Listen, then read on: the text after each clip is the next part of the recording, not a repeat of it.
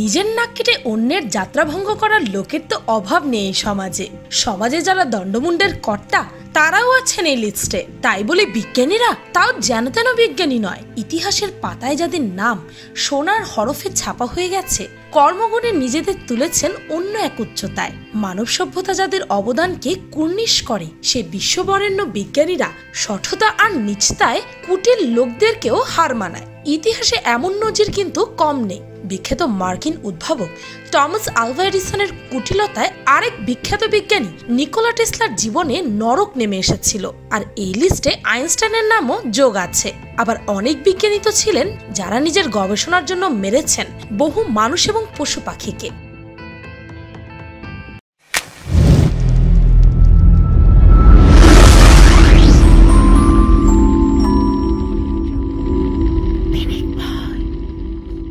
Number 1, Robert Liston. ডাক্তারদের জন্য অস্ত্রোপচার একটি জটিল ও সময়সাপেক্ষ কাজ, কিন্তু এই কাজটি বেশ দ্রুততার সাথে করতে পারতেন রবার্ট লিস্টন। তার সময়ে অর্থাৎ ঊনবিংশ শতাব্দীর শুরুর দিকে দ্রুত অস্ত্রোপচার করার গুরুত্বও ছিল অনেক, কারণ তখন অ্যানেস্থেসিয়া আবিষ্কৃত হয়নি। সার্জনকে রোগীর অবস্থা ও সময় দুটির দিকে নজর রাখতে হতো, যেন বেশি সময় অতিবাহিত হয়ে রোগীর কোনো ক্ষতি না হয়। তবে রবার্ট লিস্টনের এদিকটাতেই সমস্যা ছিল। রোগীর সুস্থতা থেকে তিনি বেশি গুরুত্ব দিতেন দ্রুত সময়ে অস্ত্রোপচার শেষ করার দিকে।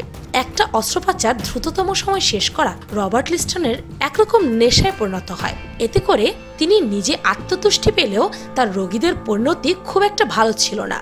স্কটিশ চিকিৎসক ও গবেষক রবার্ট লিস্টন ছোটবেলা থেকেই মানবদেহ নিয়ে বেশ কৌতূহলী ছিলেন। শল্য চিকিৎসক হওয়ার পর দ্রুততার সাথে অপারেশন শেষ করার জন্য পুরো দেশব্যাপী তার নামডাক ছড়িয়ে পড়ে। তিনি নির্দিষ্টভাবে অঙ্গ কেটে ফেলা বা তার সেলাইয়ের কাজে বিশেষভাবে দক্ষ ছিলেন। পুরো কাজটা সম্পন্ন করতে তিনি 3 মিনিটেরও কম সময় নিতেন। এভাবে দ্রুত কাজ করলেও তার অপারেশনে 10 জন রোগীর মাঝে একমাত্র একজন মৃত্যুবরণ করত। পাগল বিজ্ঞানীদের কথা উঠলে লিস্টন নেহায়েতই কম উন্মাদ ছিলেন না। নানা রকম উদ্ভট পরীক্ষা করার জন্য বাতিগ্রস্ত ছিলেন। মানুষের হাত পা কাটার সময় তিনি বিন্দুমাত্র বিচলিত হতেন না। তার কাজে পেশাদারিত্বের থেকে নির্দয় দিকটাই বেশি ফুটে উঠত।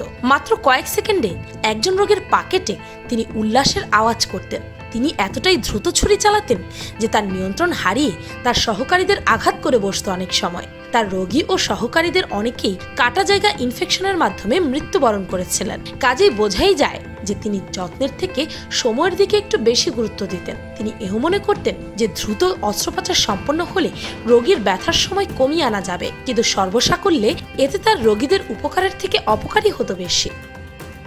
Number 2, Joseph mangle. মানুষ নিয়ে ভয়াবহ সব পরীক্ষার আরেক কুখ্যাত নাম জোসেফ ম্যাঙ্গেল, যিনি এঞ্জেল অফ ডেথ নামেও পরিচিত।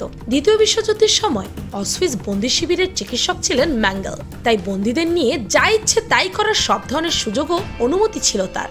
বংশগতি নিয়ে গবেষণার যে ইচ্ছে ম্যাঙ্গেলের ছিল, তা ওই বন্দি শিবিরে এসে খুব বিস্তৃত সুযোগ লাভ করলো, কেননা এখানে সে মানুষের ওপরেই সরাসরি পরীক্ষা চালাতে পারত। তার বিশেষ ঝোঁক ছিল যমজ বাচ্চা, হেটেরোক্রোমিয়া ইরিডিয়ামে, যার 2 চোখের রং 2 রকম, বামন কিংবা শারীরিক অসঙ্গতি সম্পন্ন ব্যক্তিদের নিয়ে গবেষণার প্রতি। যমজ বাচ্চা জন্ম দেওয়ানোর পেছনে কারণ ছিল যত বেশি পারা যায় জার্মান নাগরিক তৈরি করা। যমজ বাচ্চাদের নিয়ে ম্যাঙ্গেলের পরীক্ষাগুলোর মধ্যে থাকতো কোনো এক যমজের অঙ্গ কেটে দেওয়া বা একজনকে কৃত্রিম উপায়ে শরীরে অসুখের জীবাণু ঢুকিয়ে অন্যজনের প্রতিক্রিয়া দেখে কিংবা একজনের রক্ত অন্যজনের শরীরে প্রবেশ করানো। প্রায় সব যমজই এসব পরীক্ষার কারণে মৃত্যুবরণ করত। দুজনের মধ্যে একজন পরীক্ষার দরুন মারা গেলে ম্যাঙ্গেল আরেকজনকে হত্যা করত তুলনামূলক ময়নাতদন্তের ফলাফলের জন্য। যমজদের নিয়ে তার সবচেয়ে বড় পাগলামি হলো দুজন স্বাভাবিক যমজ বাচ্চাকে একসাথে জোড়া দিয়ে সংযুক্ত যমজে পরিণত করা। সে চেষ্টা করত তাদের রক্তনালীগুলোকে সুসংহত করে একটি স্বতন্ত্র সত্তা সৃষ্টি করার। কোনো বাচ্চাই এরপর বেশি দিন বাঁচত না। Number 3, Thomas Alva Edison. 1888 সাল, যুক্তরাষ্ট্রের ম্যানহাটন। অজস্র লোক জড়ো হয়েছেন রাস্তার মোড়ে তামাশা দেখতে। সাধারণ লোক তো বটেই, সাংবাদিকেরাও আছেন সেই লোকেদের ভিড়ে। তামাশাটা দেখাবেন বিখ্যাত মার্কিন উদ্ভাবক, লোকে যাকে আক্ষরিক অর্থেই আলোক পুরুষ ভাবেন, যিনি কিছুদিন আগেই বৈদ্যুতিক বাতি আবিষ্কার করে পৃথিবীর বুক থেকে অন্ধকার সরিয়ে দেওয়ার রাস্তা পরিষ্কার করে দিয়েছেন। সেই টমাস আলভা এডিসন রচনা করতে চলেছেন এক অন্ধকার ইতিহাসের অধ্যায়। রাস্তার মোড়ে একটা কুকুরকে বেঁধে রেখেছেন তিনি, সেটাই আপাতত বলির পাঠা। কুকুরের গায়ে বিদ্যুতের তার জড়িয়ে দিয়েছেন এডিসন, তারপর সেই তারে দিলেন বিদ্যুৎ সংযোগ। প্রচন্ড শকে কেঁপে উঠল কুকুরটা, দুমড়ে মুচড়ে গেল ওটার শরীর, সঙ্গে যন্ত্রণাকাতর চিৎকার। আসলে বিদ্যুতের ওই ভয়াবহতাই এডিসন সাংবাদিক আর সাধারণ মানুষকে চোখে আঙুল দিয়ে দেখাতে চেয়েছিলেন। এর উদ্দেশ্য কিন্তু জনসচেতনতা বা জনকল্যাণ নয়, বরং নিজের স্বার্থসিদ্ধির জন্য সব প্রতিপক্ষকে কাবু করার জঘন্য পায় তারা। শরীরে বিদ্যুতের খোলা তার স্পর্শ করলে যে প্রচন্ড শক পেতে হয় একথা এখন কিন্ডারগার্টেনের বাচ্চারাও জানে, কিন্তু এডিসনের সেই কুকুরকাণ্ডের আগে সে কথা জানতো না সাধারণ মানুষ। এডিসন নিজে বিদ্যুৎ নিয়ে কাজ করেছেন, বৈদ্যুতিক বাতি আবিষ্কার করেছেন, কিন্তু সেই বিদ্যুৎ ছিল ডিসি বা ডাইরেক্ট কারেন্ট।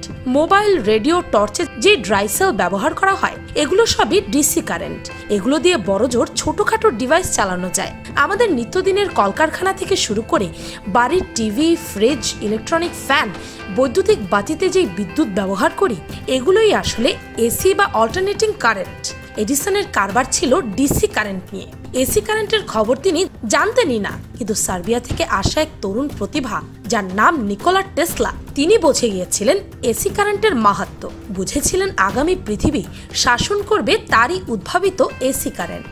টেসলার সঙ্গে এডিসনের বিরোধের সূত্রপাত এখানেই। তখন টেসলা এডিসনের কোম্পানিতে চাকরি করতেন।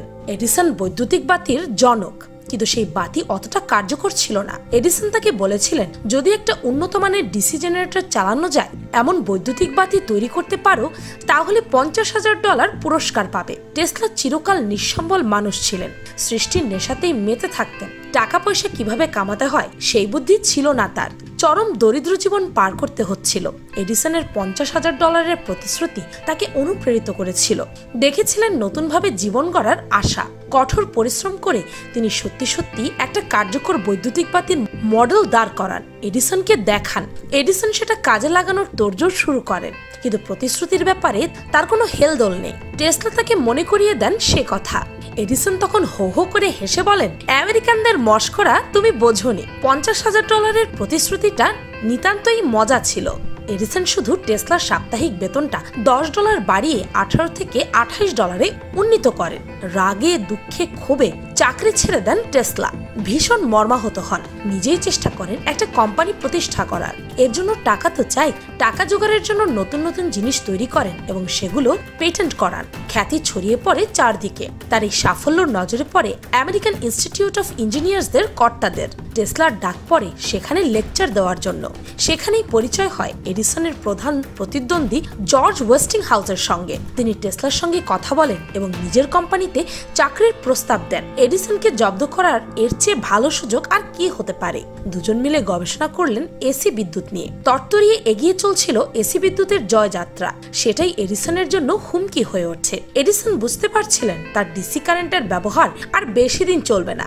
মানব সমাজে একছত্র আধিপত্য নেবে টেসলার এসি কারেন্ট। সুতরাং বাজারে টিকে থাকতে হলে মানুষকে ভুল বোঝাতে হবে। এসি কারেন্টের ভয়াবহতা যদি দেখানো যায় লোক সমাজে, সংবাদ মাধ্যম যদি ফলাও করে সেই সংবাদ প্রচার করে, তবে হয়তো রোখা যাবে টেসলাকে। তাই তিনি এসি কারেন্ট দিয়ে কুকুর মারার ওই আয়োজন করেছিলেন। এডিসনের ওই কাণ্ড সক্ষম হয়েছিল মানুষকে ভুল বোঝাতে। টেসলা একটা বিশাল প্রজেক্ট হাতে নেন, কিন্তু বিনিয়োগকারীরা মাঝপথে সেই প্রজেক্ট বন্ধ করে দেয়। আবার পথের ভিখারিতে পরিণত হন টেসলা। তবু তাকে দমানো যায়নি। ছোট বড় প্রায় 1000 বৈজ্ঞানিক উদ্ভাবনের জনক তিনি, কিন্তু বেশিরভাগেরই সত্য চুরি করে অন্যের নামে পেটেন্ট রাইট করা হয়। সারা জীবন গরিবই রয়ে যান টেসলা। এক্স রে, বেতার যন্ত্রের অন্যতম আবিষ্কারকও তিনি, কিন্তু একথা এখন কেউ বিশ্বাস করবে না। তার জীবনটা ছিল ধূপের মতো। নিজেকে পুড়িয়ে সুবাস ছড়িয়ে গেছেন, আলো জ্বালিয়ে গেছেন পৃথিবীর বুকে, কিন্তু বৈজ্ঞানিক ইতিহাস তার কথা মনে রাখেনি। আফসোস। Number 4, Robert J white. 1970 সালে যুক্তরাষ্ট্রের ওহাইও অঙ্গরাজ্যের ক্লিভল্যান্ডে অবস্থিত কেস ওয়েস্টার্ন রিজার্ভ ইউনিভার্সিটির চিকিৎসা অনুষদের বিজ্ঞানী রবার্ট হোয়াইটের নেতৃত্বে একটি বানরের মাথা প্রতিস্থাপন করা হয়। কিন্তু মাত্র 1.5 দিন বেঁচে ছিল সেই বানরটি। স্পাইনাল কর্ড সঠিকভাবে সংযুক্ত করতে না পারায় শ্বাসকষ্ট ও পঙ্গুত্বে ভুগে 8 দিনের মাথায় মারা যায় ওই নিরীহ প্রাণীটি। পরীক্ষা করতে গিয়ে একাধিক বানরের মৃত্যু হয়েছিল। ভয়ঙ্কর এই পরীক্ষার বিরুদ্ধে সরব হয়েছিল একাধিক সংগঠন। যদিও এটি প্রথম ছিল না, 1954 সালে সোভিয়েত সার্জন ভ্লাদিমির দেমিকভ অপারেশন করে 20টি কুকুরের শরীরে বাড়তি মাথা জুড়ে দিয়েছিলেন। 1 মাসের বেশি সময় বাঁচেনি ওই কুকুরগুলো। যদিও এখন শোনা যাচ্ছে মানুষের মাথা প্রতিস্থাপন নিয়ে চলছে গবেষণা। এটি কি আদৌ বাস্তবায়িত হবে কিনা তা নিয়ে আছে মতবিরোধ। নাম্বার 5, বিজ্ঞানী জোসে ডেলগাডো। 1963 সালে বিজ্ঞানী জোসে ডেলগাডো দাবি করেন যে তিনি একটি কম্পিউটার চিপ তৈরি করেছেন যা রিমোট কন্ট্রোলের মাধ্যমে প্রাণীর মস্তিষ্ক নিয়ন্ত্রণ করতে সক্ষম। তিনি এর নাম দেন স্টিমোসিভার। চিপটি একটি খ্যাপা ষাঁড়ের মাথায় চিপ লাগিয়ে পরীক্ষা করা হয়। আশানুরূপ ফল পেয়ে মানুষের উপর শুরু হয় পরীক্ষা। 6 এবং 7 দশকে করা এই পরীক্ষাগুলোর বহু মানুষের মৃত্যু পর্যন্ত হয়েছিল। Number 6, Warren Thomas. একটি হাতিকে ড্রাগ দিলে সে কি ধরনের আচরণ করে তাই দেখার জন্য 1962 সালে ওয়ারেন থমাস নামক একজন বিজ্ঞানীর নেতৃত্বে একদল বিজ্ঞানী ওকলাহোমা সিটির লিঙ্কন পার্ক চিড়িয়াখানায় একটি হাতির উপর পরীক্ষা চালান। তারা হাতিটিকে 297 মিলিগ্রাম এলএসডি দেন, যা ছিল মানুষের সহ্য ক্ষমতার প্রায় 3000 গুণ। এই পরিমাণ ড্রাগ নেওয়ায় 1 ঘন্টার মধ্যেই হাতিটি মারা যায়।